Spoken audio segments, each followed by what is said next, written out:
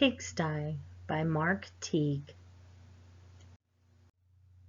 Monday afternoon, Wendell Foltz's mother told him to clean his room. "It's turning into a pigsty," she said. Wendell went upstairs. Much to his surprise, a large pig was sitting on his bed. "Pardon me," said Wendell. He shoved some toys into his closet, but the pig didn't seem to mind the mess, and Wendell found that he didn't mind the pig either. He decided to take a break. When Wendell's mother came to look at his room, the pig was hiding, but the mess was still there. She threw up her hands. "Okay, Wendell," she said. "If you want to live in a pigsty, that's up to you." Wendell could hardly believe his luck. "Now I can live however I want." He didn't even worry when he came home on Tuesday and found a second pig in his room. The mess had grown a bit worse, but he was able to jam most of it under his bed. "Pigs are all right," he said, "as long as it's only one or two." In fact, they had a wonderful time. They played Monopoly until late each night and left the pieces lying all over the floor. They had paper airplane wars and pillow fights. The bed became a trampoline. Then 2 more pigs showed up. The mess just grew and grew.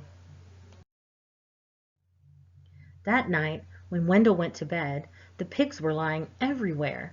They rolled up in his blankets and hogged his pillows too.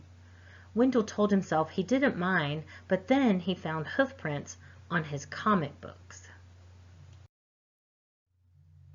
And Friday, when he got home from school, he saw that someone had been sitting on his basketball, and his baseball cards were chewed.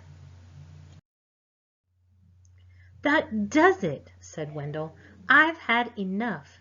He ran downstairs to tell his mother. "Sorry," she said, "but your room is your responsibility." She handed him a broom.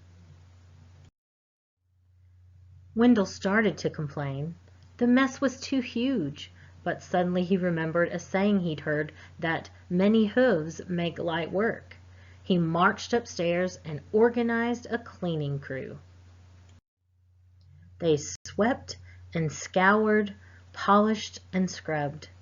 Later that afternoon, Wendell inspected his room and pronounced it clean. In fact, it was a bit too clean from a pig's point of view. So while Wendell inspected, the pigs prepared to go home. One of them made a phone call, and a farm truck came to pick them up. They hugged and grunted and oinked goodbye. From that day on, Wendell kept his room clean. Except for those nights when his friends came by to play Monopoly.